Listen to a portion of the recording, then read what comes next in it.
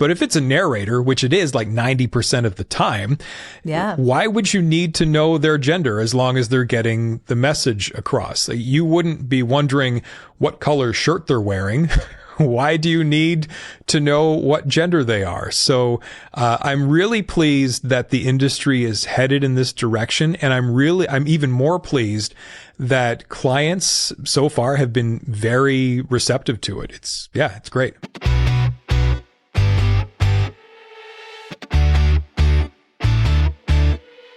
Welcome to Audio Branding, the hidden gem of marketing. Sound plays a more important role in human behavior and our decision-making than you may realize. In this podcast, I'll help you understand the art and science of sound so you can better influence others in business and your life. I'm your host, Jodi Krangle. Let's delve a little deeper. Here's the second part of my conversation with John Sanfilippo. I like the idea of using a sound from the actual industry in the audio logo. I think that's really an interesting way to go with that kind of thing. So the key and door thing, I like that a lot. Yeah, I was happy with how it turned out, and she was happy with it, and I'm curious to see how it develops over the coming years. And something that I haven't done yet that I'd love to do is incorporate, I alluded to this earlier, I would love to incorporate a product sound into a Sonic logo, but just haven't had the right client yet. But I think that would be a lot of fun to do, because a lot of businesses are sitting on assets they don't even realize they have. You know, if you have a product that makes or can make a distinctive sound, you need to own that. Like a great example was, I recently found out that Axe body spray, they actually used some technicians and focus groups to tune the sound of their spray, which I thought was super interesting. And I looked it up, and it does make a fairly distinctive sound. It's not just a hiss, it's got this kind of sound to it. Yeah, it's a very strong and actually fairly distinctive sound. Yeah. Yeah, Snapple does the same thing. So the twist off cap on the Snapple, and they were trying to figure out how to make that happen with plastic bottles as the same way that it happened with glass bottles. Did it work? So, yeah, because it has a very distinctive sound when it pops. But it worked with the plastic as well? I think they figured out how to do it. Cool. I don't know exactly how, but they were working on it. And I know that Tostitos, for instance, just had a big thing drop where they used all of their own product to make the sounds of their audio brand and their advertising. And I think Kia did the same thing inside their cars. They were using, they were playing the inside of the car. This just is so much potential. Yeah, it's very exciting. I love stuff like that. Another one that I think is super cool, I love Ferrari. Their commercials are just so super cool, because most car commercials these days, they're very quiet. They've got music and they've got voiceover, but the cars are very quiet, and that's very deliberate. They want to give this impression that the car does not pollute both the environment and the soundscape, right? But they're also talking about the internal as well, because if you're talking less about the outside, because it's, things are going electric, they're using less and less noisy combustion, right? So then you're going inside the car to get that ambiance as opposed to the outside of the car to get that. So it's just kind of a shift, I think, in the whole manufacturing of cars in general. Yeah, well, that whole industry is changing, and we're going to see a lot of change in the coming years, which is also very exciting.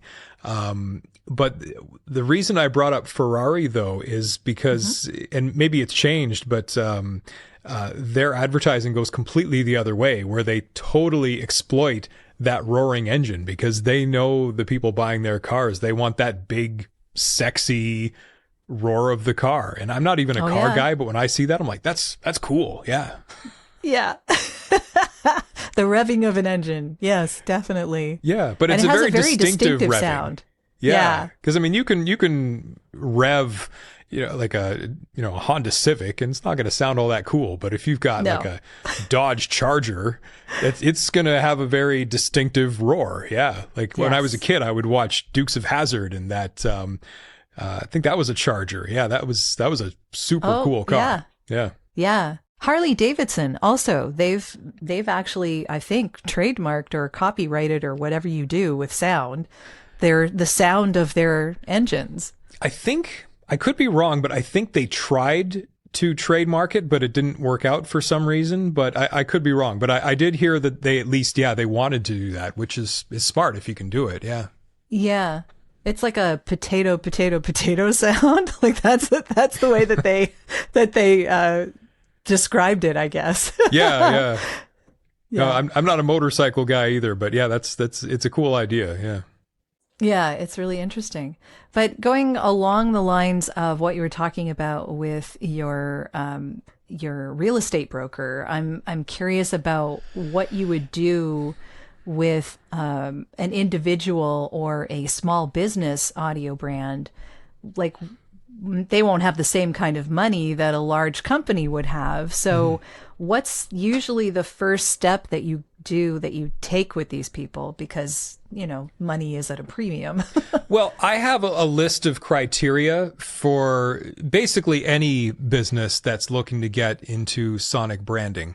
One of them I explained earlier is having a good emotional connection to your own brand. Or at least having the means to make that connection, because if it's just going to be the superficial thing, I'm not going to be able to make an effective product for you. So there's that. You have to have a willingness to play the long game, because these things take years sometimes to make their way into the public consciousness, especially depending on your frequency. And that's going to depend on your budget as well. Like McDonald's, they're ba-da-ba-ba-ba. Everybody knows that because they have the power to advertise like crazy. But if you're a local business, you got to ask yourself, do we have the buying power, not just to create a sonic strategy, but to actually implement it? So that's a concern as well, certainly. And another one of the criteria really is just a budget. Like, do you have the money to get this off the ground? And, I don't want to put anybody out of business. So, that's a concern as well. Of course. Yeah. Yeah. So we ought to make sure that they can actually pull it off. Again, not just building the strategy, but also implementing it, because if it's just sitting there on a shelf, it's not doing anybody any good. But the other thing is, like, it's just me. I'm a one-person operation. Yes, I rely on singers and voiceover people and other musicians on occasion, but I'm the only full-time person here. So I have a certain amount of flexibility. And if it's a smaller business, like the way I price things, it does vary. It varies depending on the scale of the business. Because if it's a big business, like I mentioned Loyalist College, that's a big brand. They're going to have a lot more touch points. They're going to have, it's a longer process, right? There's just so many different moving parts. So that's naturally just going to cost more. But if it's something like that real estate agent where I'm just working with one person, the process is different, and we're able to scale that price down to a certain degree.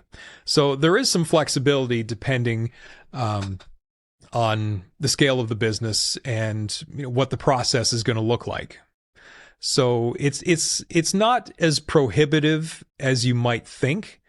It's different depending on who you're working with. Sure. And that does make a lot of sense. It would make sense as to you'd be charging more for something that's more complicated. Yeah. Well, and the thing is, I've been trying to focus more locally in the last little while. Because I've got clients certainly all over the province of varying sizes, but most of my business has not been local, which is fine. I mean, you kind of go where the work is. Like I said, this is the kind of work you can do for anybody in the world. And Kingston is an interesting market because it's kind of a medium-sized market. It's not a big city, but it's not a small town either. And there are a lot of business people like myself, media people especially, who set up shop here simply because they like the city, they like the lifestyle here, but they don't necessarily serve the local business community for various reasons. Some of them just don't have the budget to hire them, but sometimes they just find there isn't as much interest. It's different in a smaller market. I find smaller markets don't tend to be as competitive as, say, maybe a place like Toronto. And I have to admit, and I hate to admit it, but in the back of my mind, I'd sort of given up on Kingston for a while, and I'd sort of dismissed it. And some people, other people do this too, but I'd sort of dismissed it, just thinking Kingston doesn't have a very good relationship with sound and marketing. But then I had this minor epiphany where I realized, wait, I'm the only person here who does it, so maybe that's my fault. So maybe. Yeah. So I'm glad you thought better of it. Yeah, well, I mean, it's tricky because, I mean, when you are busy and you are doing bigger projects for people in other cities, I mean, who's going to get your attention? But no, I do like the idea, like I said earlier, I do like the idea of working with someone with whom you can shake hands, and get on the same ground as them and be able to immerse yourself in their business and their environment. I do think you tend to get a better product that way. So in recent months, I've been making more of an effort to reach out to the local business community and reconnect with certain contacts and just seeing, and especially with the rebrand too. I think the rebrand has been a big part of the impetus for this newfound interest in the local market as well. It's like, okay, it's sort of a new beginning. There's this feeling of, it does feel like a new beginning. You sort of feel refreshed when you have this rebrand, both visually and sonically. And you're like, yeah, maybe we can try some new things or retry some old things and see where it goes. Yeah. Are you looking for ways to improve your company's or podcast's impact? You'd be surprised how powerful the use of an intentional audio branding strategy can be. Want to know more? I have a free downloadable PDF that gives you my 5 tips for implementing an intentional audio strategy at voiceoversandvocals.com/audio-branding-strategy. That location does ask to put you on a mailing list, just to send you updates on when the new podcasts come out. But if you really don't want to give your email out, I understand. Just contact me directly. My email is all over my website, and I'll make sure you get that PDF without needing to sign up anywhere. If you do sign up, though, you also get access to a resources section called The Studio, where I have videos, white papers, and PDFs, discounts from my guests, and snippets of audio from my guests that no one else gets to hear. So maybe it's worth your while. Totally up to you. And of course, if you're looking for voiceovers, you can get in touch with me about that too. Now, back to the podcast. That makes a lot of sense. Yeah. I mean, why not? Also, your brand now having that audio logo kind of practices what it preaches. I think that's a big part of the confidence too. It's like, this is what we can do for you. Yes. Yeah. But it also tells people who you are really quickly. And I think that's important. Well, and that's part of what sound does for us, right? Well, and sound is so crucial that way because you're able to tell a story without words and you're able to set an emotional tone without words. And something that I wrote about this in one of my more recent blogs, is talking about the possible resurgence of the full sing jingle. Yes. I was going to ask you about jingles too. Okay, well, maybe we can talk about that. And I think you commented, I think, on LinkedIn as well about that. I did. And I think you and I both grew up in a time where there was a period where it seemed every commercial was a full sing jingle. And when I say a full sing jingle, for the person listening, jingles never went away, but the full sing is basically when you have a whole commercial that is just a song. And that was kind of the norm for decades. And then somewhere around 2000, they kind of disappeared. And they were sort of seen as cheesy and dated, and people just didn't want them anymore. But I think there's a shift. I sense that there's a shift for a few reasons. Partly because we have very short commercials now. Like if you see a YouTube pre-roll ad, it might be like 5 seconds long. And so many of them are just really awkward because there'll be this quick voiceover that tells you nothing. And there'll be like a logo and maybe a still image. And it's just so hard to be impactful with such limited time. But if you are going to do something musical, you have multiple dimensions you're working with. Not only do you have words and voice, but you have tone, you have timbre, you have implied emotional content.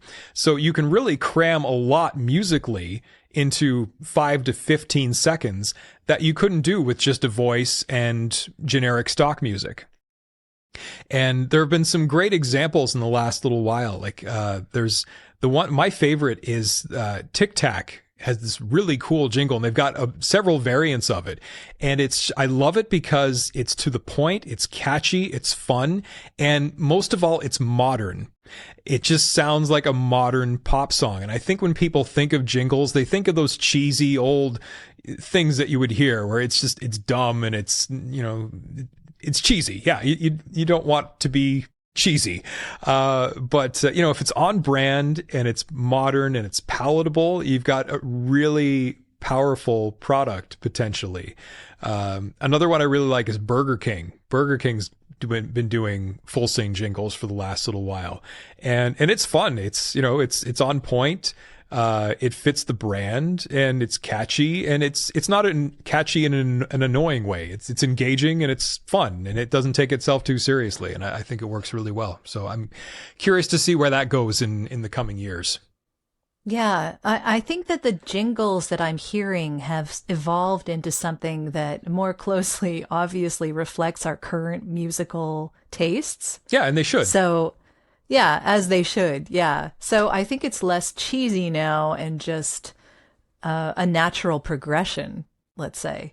So yeah, it's interesting to see where it's going. And I think that they're really super catchy, which is one of the things that is really missing now.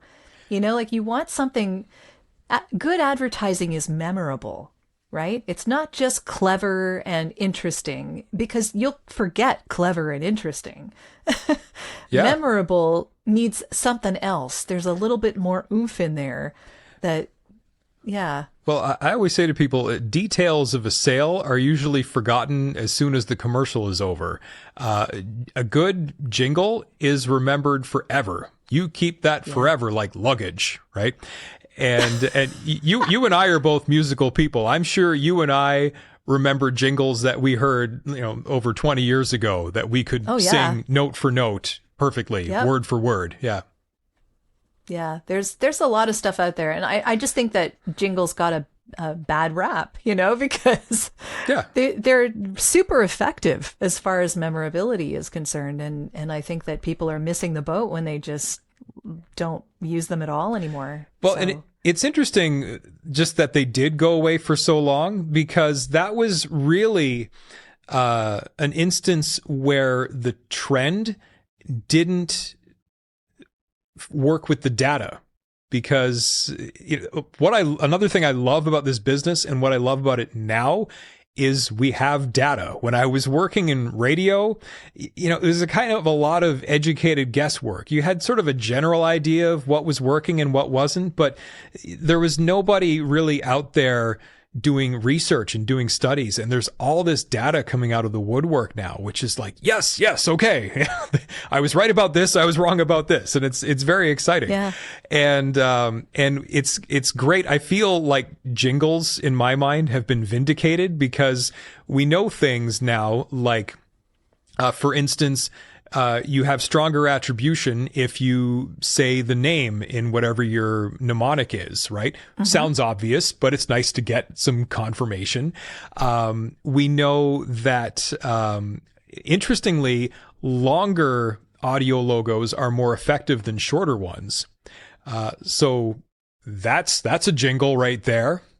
What else? The other thing I thought was really interesting, I think this was in one of maybe Odyssey's indexes, where they discovered that there was no connection between demographics and efficacy.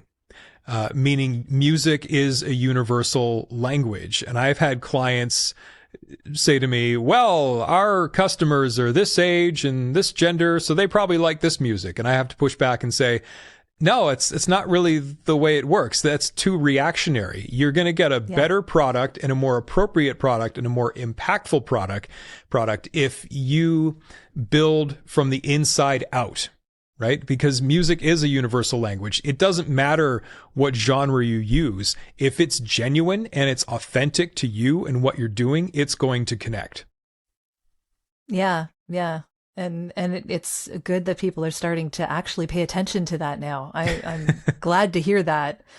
More and more of that is becoming part of people's advertising budgets, which I think is really good. Well, and everything is all about authenticity these days. And you would know this being a voiceover person. And I'm really glad to see that.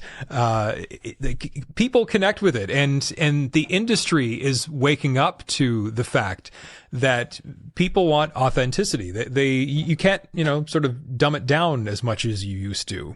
And authenticity works for everybody. First of all, you can be more distinctive when you're not trying to sound like everybody else, and you can just be yourself as a brand.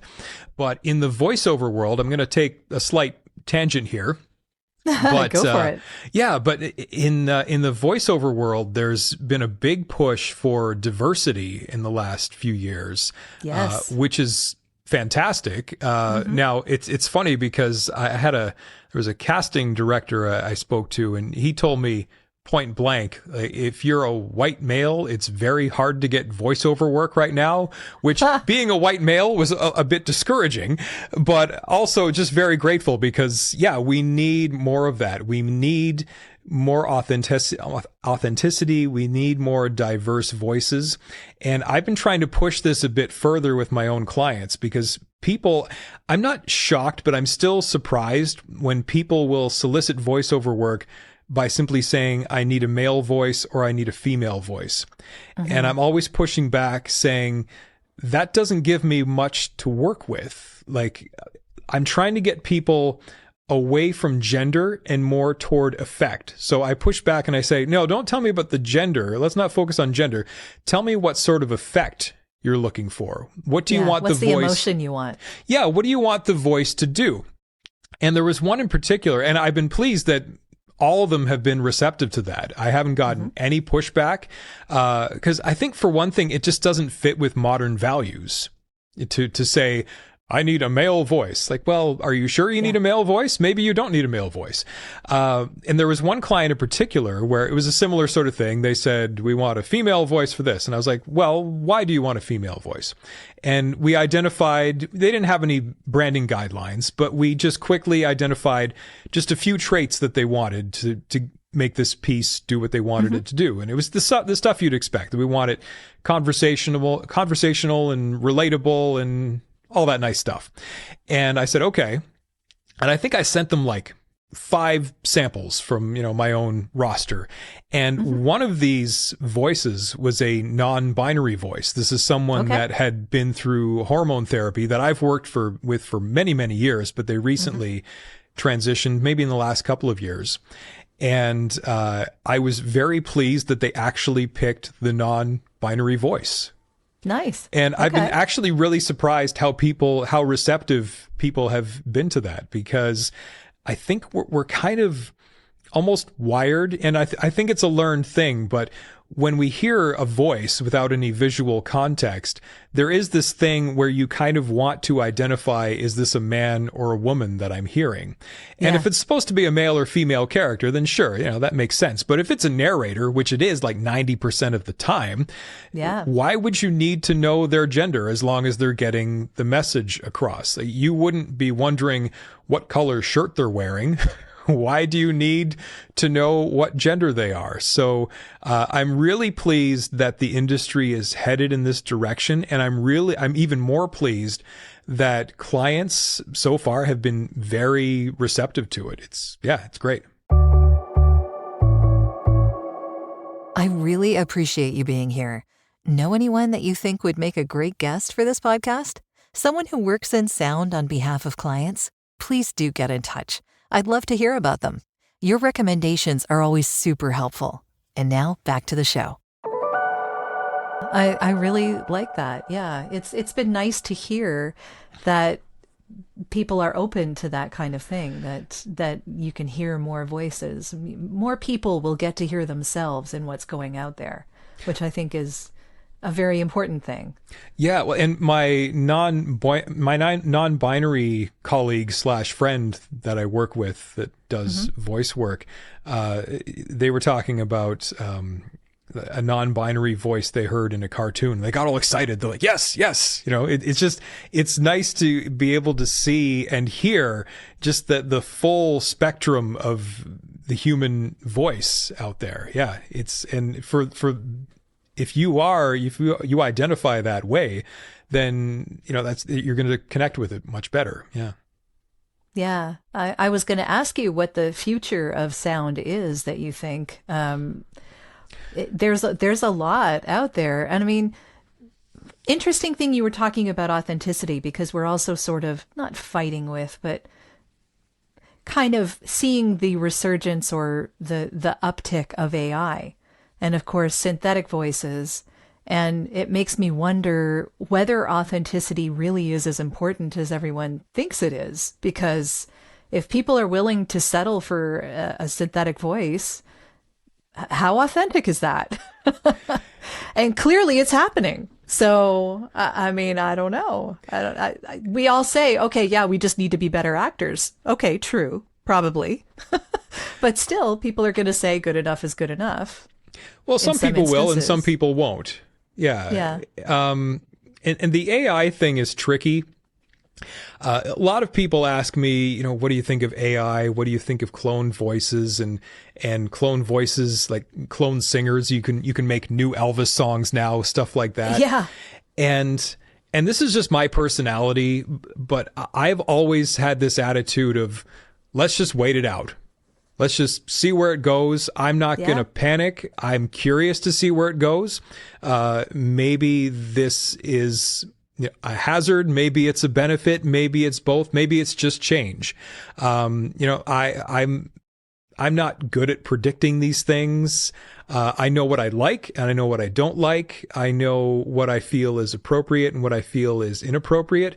But in terms of where the industry is going to go in that regard, I don't know. Let's just wait it out. Let's see what happens. I'm curious. Yeah.